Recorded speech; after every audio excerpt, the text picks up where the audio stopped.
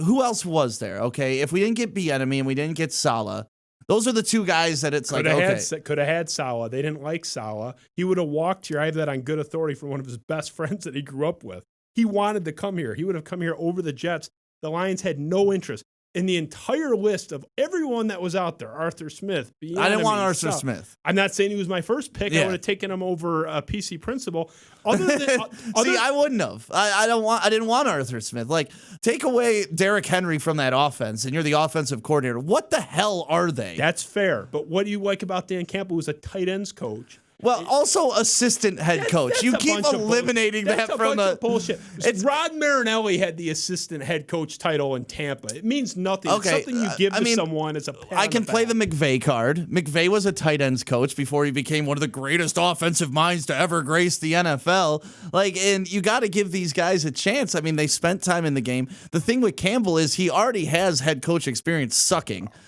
Like, he sucked with the Dolphins. The interim head coaching does not count. You're not preparing a training camp. You're learning on the job. It's an internship. It's not head coach experience. It's the biggest asterisk of head coach experience on the planet. But it's head coaching. It's on your record. Okay, that's fine. You're talking about, who was talking about McVay? McVay, when he was hired, no one knew if it was going to work to the extent that it did. Right. But when he was hired, what you read about him was X's and O genius. He's a whiz on the board. When I'm reading things about Dan Campbell, it's leader of men, and he's tough, and the Oklahoma drill. But nothing about him being a tactician. But we're back at that stage of where the Lions need to be. Like, we're back at the Jim Schwartz era where we need the rah-rah guy to pick these guys up off their ass because they've been beaten down for 3 years by some dude who tells them he's going to end their careers. He's trading his best players away because they disagree with him. Like, it's a psychological thing. You need the rah-rah guy at this point. Then we're going to upgrade to the real coach. So you look at him. You look at him like Joe Biden. I'm a transition candidate. I'm a transition coach. That doesn't inspire confidence. But I've talked about on this show. I've railed, and this is where we do agree. I think from day one I said, and Saleh would have fit this box just as well or better than Campbell. But they had to take a reparative approach with their hire. I think the players coach concept can be overstated and overrated, but in this case, they had to. I mean, look how they responded to Bevel, and Bevel's not a head coach by any stretch of the imagination.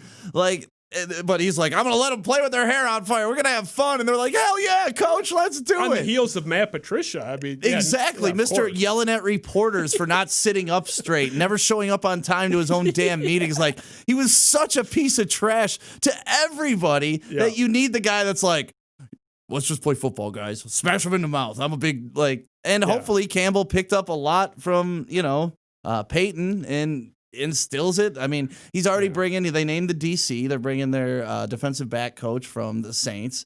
So, I mean, I don't know. It's something. It's better than we had. This is not, okay, let's not say much. This is, I'm telling you right now, I've had some bad takes in my life. We all have if you say enough shit. You, just like me, we are conveyor belts of opinions. But I will venture to say that this will go in my good basket. This is not going to work. The people, like you and the media, the fans that are advocating for this have no evidence. It's just give it a try. He's tough. Patricia was awful. Couldn't be any worse. Those are not ringing endorsements. They're just not.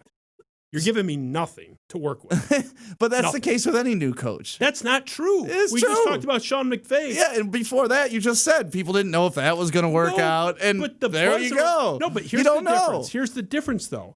With Holmes, we're going back to the GM. We don't know with him either, but he checks some of the boxes I want to see. Extremely into analytics. Tough means nothing to me. I know a lot of tough guys. The maintenance guy at the building I help manage is like the toughest guy I know. I don't want him running football ops. I don't want him running the personnel. No, Matt Millen was a tough guy, and that did not work out well. Exactly. No, I'll give you that. But that doesn't mean Dan Campbell is just a meathead. I mean, granted, we made fun of him. He looks like a meathead. But look, I hope he's great. Look, I hope that he was on the 0-16 team. He knows about what the Lions need for culture, man. Look. I think we agree that this is an improvement over, God forbid, bringing Patricia back. I mean, that was done.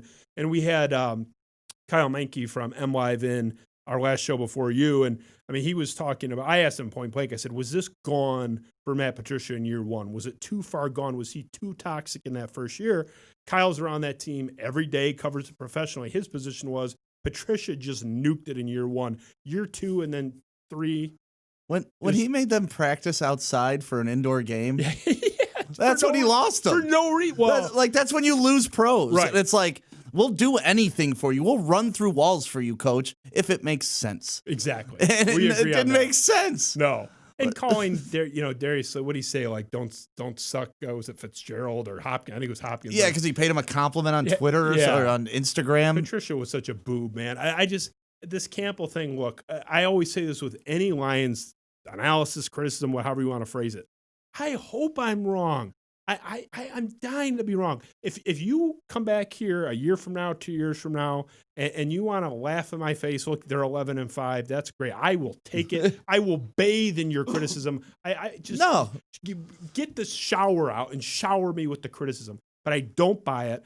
The best version of this is they like him and they're 8-8, 9-7. You see Dan Campbell. Be honest. You even said he's more transitional.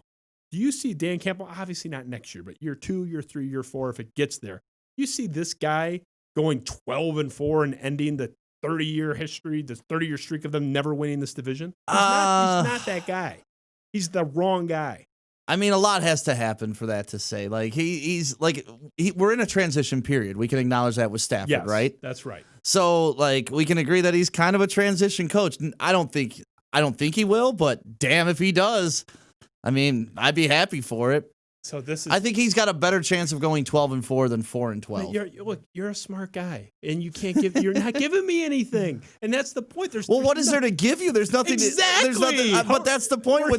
That's the point with new anything. Like, I know, but you could. There's Adam, prime example. You didn't know shit about Adam, but now you love him. I'm gonna keep going back to Adam on this. And it could be your Dan. He could be your Dan Campbell. We don't know shit about this guy, but okay, fair enough. He turns out to be the greatest thing ever. I mean, I don't know, and that's the bottom line. You don't know, and that these are just opinions, and you can't prove to me that he's gonna be bad. No. But it's there's better gambles, more calculated risks I would have taken, or less calculated risks I would say.